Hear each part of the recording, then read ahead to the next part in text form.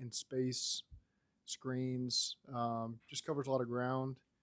That's not to take away from all of his other strengths he has. He's a really smart player. Um, he's physical in the box, can run, really good in coverage, has a knack for creating turnovers. With all of those tipped interceptions, some of the ones he gets clean. There's a lot of ways that he makes an impact on the defense. Do you feel like his background, he was saying he played wide Yeah, receiver, he can play linebacker until he got to college. Do you feel like that helps him in terms I of think that so. speed that you're talking I about? think so. For a guy that played receiver and safety and to be exposed to all the different teachings that happen to those positions, have that sort of athleticism and grow into probably a linebacker body like he has, um, I think serves you well at this level. I just run through some injury stuff. First off, I guess no team for Burrow today, I'm assuming. No team for Bird today. 7-on-7. Okay. Alan George, is he kind of dinged up a little bit? Some of these guys are just day to day, but yeah, AG should be fine. Okay. Do you have time for Lyle Collins? Any time for him to get into team stuff, you think? No, we're just taking it day to day. And some of it is ramping him up one day and then pulling him back another day. So that's what we're going through. But he's getting all the walkthrough reps, now, which is different than he was. So that's really good communication for us to get a chance to work next to Alex and hear Joe call plays, and that stuff has been really really helpful for some of the veterans like IL. Jackson, I think, will probably practice today, correct? Yeah, Okay. What did you like out of what, after watching the tape, what did you like out of what Cordell did? Or what did you not like, or whatever? What's your overall question, how he played in the preseason game? I think he's a rookie that's improving every single day, and we like all the intangible stuff about Cordell. He flashes some really good stuff, and it's just the consistency there and learning from your previous mistakes, and really encouraged by the direction that he's heading. But by no means is that left guard spot solidified by anybody. There's been things that we've seen from all of our guys that have really shown up. But Cordell, we're happy to have Cordell and know that he has a really bright future here. How valuable is it to see when you have a position battle like that, see guys go against like competition or possibly rotating series? Yeah, it's different because sometimes their strengths are a little bit different too. So it's we like to see them get into a flow instead of the rotation of the series. Let them get into a flow, and let them play over the course like last time half. And we haven't determined yet. We're still days out on how it's going to unfold for this next game. But I'd rather see guys play a long stretch of time, even if it's not against the same uh, person that they're going against. Some of the same D linemen, some of the same linebackers. I'd rather see them get into a flow and see what they can do. How challenging is it to evaluate guys if they're going against almost different strengths of defensive line? Well, that's the case maybe in a game, but we still have all these practice reps to go through, and it's some of it's sometimes not physical. You're the mental things, seeing guys make improvements that way. So there's so much things that go into all this, and so again, we'll just weigh the entirety of the preseason. Whenever we ultimately make decision on those position battles, you weigh everything that goes into it, and who gives you the best chance to be efficient on offense. Did Joe come out of yesterday feeling good, as far as you know? I didn't ask him. I just assumed. Yeah. Speaking of position battles, Darren always says that the games are really where he's able to get the evaluation he needs. Where are you at with your battle at punter? What do you think of the first game with those two guys? Not a lot of reps for them. They only got a couple each, and so we'll just continue to go on from these next couple games. What's been like your overall message with Keeler? Obviously, someone as long tenured as he is, been in a different spot than maybe he's been in there a while. He understands it's competition, and he's had a tremendous career, and now he's competing for that spot. And I think everybody that's a professional athlete understands that that's the way this game works. And he's obviously been a big part of this team for a long time, and so it's good to see him get out there and compete. What are the biggest responsibilities of a backup quarterback in your mind, Zach? The biggest responsibilities. Of a backup quarterback, Yep. yes. To have the trust of the team that if you go in there, you're dependable. The starting quarterback typically gets more opportunities to prove that, and so as the backup, the way that they see you work in the building, all the things that go into practice, that they can trust you to move the team and control the team when you need to. I think that's the biggest part. Secondary parts are how the role that they play in the quarterback meeting room and how they help. That's like its own little fraternity in there in that room. If you ever get a chance to go in there and which you guys won't, but but it's just it's you're helping the starter. Once the season hits, you're helping everyone improve in the room. Um, And so we have coaches in there, but these quarterbacks oftentimes they end up coaching someday, and so they think that way for a reason, and so it's all hands on deck in that room of trying to piece together information on the opponent, trying to help the guy who's going to walk out there, and then the guy right after him, which is the backup, be ready for the game, and so just a bunch of problem solving, great conversation. I learn a lot when I'm in those rooms. That's when I'm bored. That's where I go.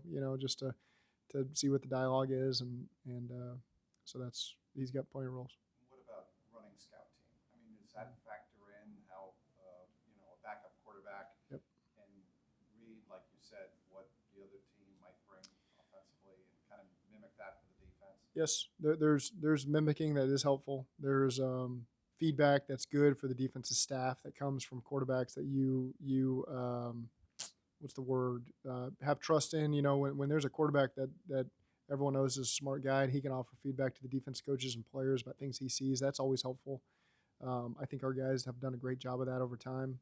Oftentimes, it's specific on some things you're trying to work on defense, so they're throwing the ball a certain way. But it's a great opportunity for quarterbacks to grow, and if you throw an interception, it's not the end of the world because your defense gets some work. So you get a chance to be really aggressive when you're on the scout team and throw some throws that maybe sometimes you don't make when you're only getting a couple reps with the true offense that you're running. And so it's a great opportunity to see these guys play on time, play aggressively, and then help the defense in whatever wisdom they can give those guys. I know you got a limited sample size out of Burrow in year one, but what did you make of overall how he played in year two, and why was there? It seemed like there was a good amount of development in his game, and kind of what was the impetus for that? What does that mean going forward? I thought Joe played really well last year, and I thought he was really improving year one. I thought he was getting better every week. He was I don't know if confidence is the right word, but just understanding what was going to be thrown at him, what it was like to play these NFL defenses. I think he had a lot of confidence before he got injured, and that really carried over. When he probably felt fully healthy last year. After the initial part of the season, that he knew he could trust. His knee again, and I thought he played outstanding. He's very limited times. Is there a missed throw? Is there a poor decision? He plays on time. He plays very fast and decisive, and gives his playmakers a great opportunity to make plays with the balls, and that's critical for the quarterback. And he's done a great job of that last year, and even yesterday he makes really quick decisions. And it's so he gives the guys an opportunity, maybe half a second, to make a play with the ball in their hands before the defender can get in the best position they want to be in. And that's one of the things that Joe brings to the table is that quick decision making. Jamar said yesterday that he was calling out Burrow's throws before he made them during the 7-on-7, just because they're always on the same page, and he was reading the defense as well. How unique is that for a receiver, quarterback, any age, to know each other that well? Yeah. Well, yeah, he knows probably what Joe's thinking on some of these play calls, and I'd say yesterday it just happened that there's maybe more specific where it's probably a little easier to predict where the ball was going based on some of the plays we had. Some of the more nuanced routes that we had that we were going to try to get the ball. So, if Jamar can keep it up today, that'd be great. So I'll ask him when he gets done how many he predicted right. Looking at the offense, there was you've spoken about definitely a shift in especially December and in the second half of the season as a whole. Kind of looking back at that, how much of that was Joe's health? How much of that was kind of a shift in philosophy with you, and how much of that was maybe just game planning and different things you saw from the defense? I think it was just the team, the chemistry really taking over the team in all three phases.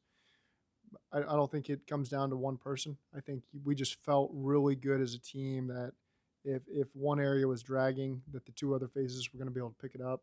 There's full confidence that if the offense needed to make a play, the defense and the special teams had faith that the offense could do it, and vice versa. And I think there's no greater, we felt that early in the season. There's no question. I think the first Raiders game, you really felt that all three phases took over at the right times. And then in the Tennessee game, the last three plays, really the last three significant plays where defense created turnover, offense got the yardage they needed on the first play, special teams kicked the field goal. I think that was really indicative of how this team played, and that's what we strive to work for this year, is to get back. That takes time. I don't care how many players we have coming back. That takes time to find your rhythm, and it's unpredictable how long that takes. Is that game 1? Is that game 8? Is that game 15? Obviously, you want it sooner rather than later, but I think that's part of the beauty of the NFL season is just seeing how it all takes shape with a new team. it seems, at practice, and then obviously had a good game on Friday. Why has he grown so much? What stands out? He's been the most improved player since the springtime, and that's what he did over the summer. I don't know. Maybe it was just the lack of opportunities in spring, um, and just making the most of his opportunities this training camp. He knows what to do. He goes and tacks the ball at the highest point generally. He's got good speed. He plays physical as a receiver.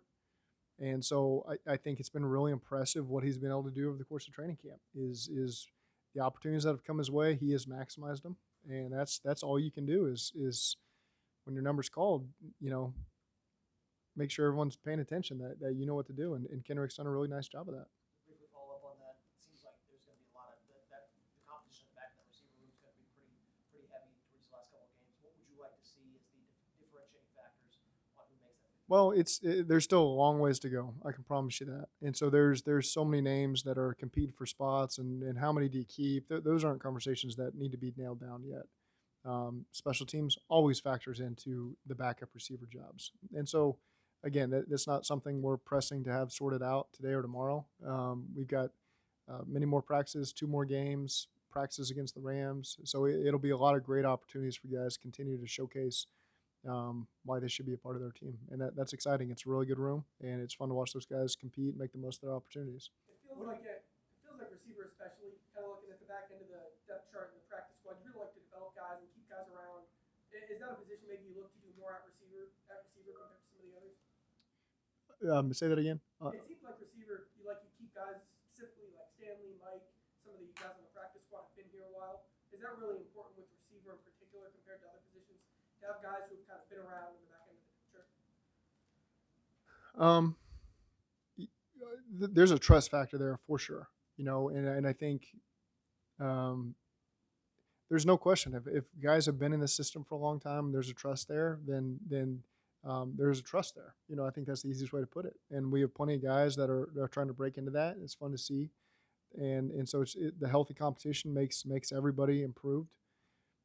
In terms of the practice squad, you're always looking for guys that have traits that you feel like you can develop that are maybe fit the whole of that room, or bring something different than other guys have. So you're always trying to evaluate, who's got a trait that you can continue to develop, and so we always try to look at that as we're developing those practice squad guys. What are you watching for in the 7-on-7 drills with Joe in order to determine, his fitness or what he's doing? I mean, Yeah. You must be focused on him every play. What are you looking for? I wouldn't say that that's a great evaluation of his fitness. 7-on-7 isn't. More the individual when pitch has him over there and they're doing movement stuff. That's a much better evaluation. The 7-on-7's more just mentally getting back in the groove of things, the timing of the throws, the accuracy, going against the defense, and trying to see some of the disguises. That's really more to gain than the actual fitness part of things. So truthfully, I didn't learn much about his fitness yesterday. I got to see a chance for him to throw the ball further than I'd seen him throw, in just some of the routes on air, and he looked very crisp doing that. He played on time. He was aggressive with his decision making. That was all encouraging to see. That's what I gained out of that yesterday. Not so much the full body fitness and him moving around. What did you think of his individuals, Zach? Like the stuff in the fall? Yeah, I think he, I thought he moved around well, and so again, we'll just continue to take it day by day. Today's another opportunity to do that. Tomorrow's a player day off.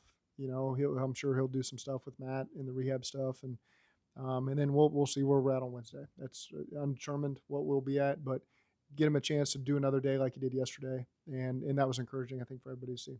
With Joe doing more, is there more of an acceleration of this camp now? What can you go further on that? I'm just thinking that he seems like he wants to do more, and do you feel like he could put more on his shoulders, and he wants to take as many reps as possible? No, I think we've got a good plan in place now. As we narrowed it down to kind of what it's going to look like over this week, we feel like we've got a good grasp on the timeline of the rest of training camp and what we can do on offense to make sure that he's getting all the looks he needs to see before it's for him. It's Pittsburgh. Are we ready for week 1 of the season? And so trust me, we've dialed out every practice, and he and I have had conversations about how many opportunities we have left to make sure we check all the boxes before we go into week one. And we feel very confident that we'll be able to do that and feel prepared going into that game week. Seems like What did kind of Cordell Volson do Get you best? next. Go ahead. What did Cordell Volson do best in his effort to compete for that double touchdown? I think he does a good job anchoring and pass protection. When he locks up on somebody, he's a strong guy. He's got great grip, and they have a tough time getting around him. And so again, it's for any young lineman, it's assessing the different looks and targeting the run game and not wasting any movements and being where you're supposed to be to help your teammates. And so those are the things that I see him continue to make progress in. I think Jackson's made a lot of progress there as well. So it's a good competition. Both guys have shown really well. And we're just looking for the overall consistency for someone to grab hold of that job and move on with it. seems like from our standpoint, you've avoided the kind of sluggish training camp day that sometimes happens. You seem very methodical in your approach with the 2 days on, 1 day off, and then obviously starting the program later. Are you happy with the overall just like freshness of your team? And can you tell us a little bit about how you came into the decision to set your schedule up that way? Because it kind of seems like some of the younger coaches, and I think it's different here than anywhere else, kind of shifted away from the 2 days of training camp. Yeah. Well, everybody in this league has worked for the Rams, and so it's all just the same schedule. No, it's trying to keep your guys healthy during training camp and getting great work. So our message to our players is we go 2 days on. We're going to be in full pads. We expect a lot out of you. We want you coming off the field that second day exhausted, and knowing that third day is going to be their walkthrough day or day off, and then we're going to hit it again for 2 more days. This next part of the week will be the first time we go 3 days in a row where it's really more like a game week. It's a Wednesday, a really heavy Thursday, and then Friday is at the third day, but it's helmets, it's back down, more red zone work. So that'll be kind of the first time we do a 3-day stretch. But, just our experiences and looking back at the history, a lot of the soft tissue stuff has happened on that third day where guys have had a heavy second day, and then the third day they get it. It happened to us last year. We did go 3 days in a row after that 4-day ramp up. We had a day off. We went 3 days in a row, and on the third day we lost a lot of skill guys. And this year, knock on wood, we've been better with the soft tissue stuff. There's been things that happen with the collisions that happen in training camp where guys are going to have injuries that they have to miss time for. That's just football. But our guys have done a really good job taking care of their bodies and going hard when we ask them to go hard. And that's been the message. And they've bought in. They understand the intent of why we do it. And they've really bought into it, and our coaches have done a great job buying into it, and it served us well. We're getting all the work we need to get done. We feel like our guys are prepared, and we're still going to need these next 7 practices that we get before we get into a real game week. But I feel really good about where the guys are at. Like, how much are you, obviously the game's important, but how much are you kind of looking at those 2 Rams practices as sort of like almost like a crown jewel of training camp, but really a last chance to really judge everything and kind of directing things towards that, if at all? No, not really. I'm not there yet. It's certainly you got to look at the structure of the practices because it's coming up soon. But to us, these next 4 days of practice are too critical today, and then the 3 days after the break leading up to this Giants game. So that really has been our entirety of our focus. We haven't talked at all about the Rams week. We'll get to that, as we get closer to this Giants game. We'll think more about it. But right now, it's just been more. We're in training camp mode right now. We got 4 more days this week of good practice, and we'll take advantage of that. Preseason game. I'll let you follow up, Paul, and then I'll. Yeah, I was curious what the moment was like for you yesterday because between T and Joe, when they all went out there and it was Higgins, Chase, Boyd, Hurst, Burrow. Yeah. Was that a little bit of a nice reflection moment for you to say, okay, this is nice? It's nice. Yeah, I see it in walkthrough. You guys don't get to see it in walkthrough, so that part I was past that part. But it's good to see T out there running around for sure. He's such a big target, a game changer. He does bring a lot of energy to the huddle as well. They all bring certain energy, but then when you combine all, it's just one big ball of energy, and it's fun to see. They really play off each other, and it's pretty cool to see that group together. Preseason game plans are typically pretty vanilla. Yeah. The Giants, the last year, raised some eyebrows with how much they blitzed. Is that something you took note of, and is it something that you almost welcome when you try to evaluate young line? Yeah, it's all part of it. We're trying to evaluate our guys as best we can and give them confidence to go operate. And it's good. Sometimes you got to adjust over the course of watching a team as you're preparing to play them. You got to have a good plan in place.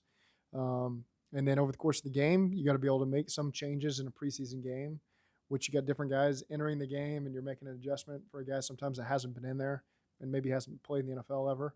But that's part of the preseason, and you get a chance to get some different opportunities. And these guys present really, different coverages and pressures than we saw last week, and that's good. That's what we need to see.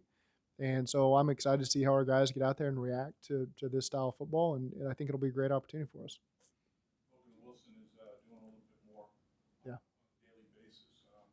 Took some team reps yesterday. How encouraging was that? What did it look like to you? It's good. He's really done great with his rehab. I know he felt really good coming into training camp, and so just again we'll start to ease him more and more into team.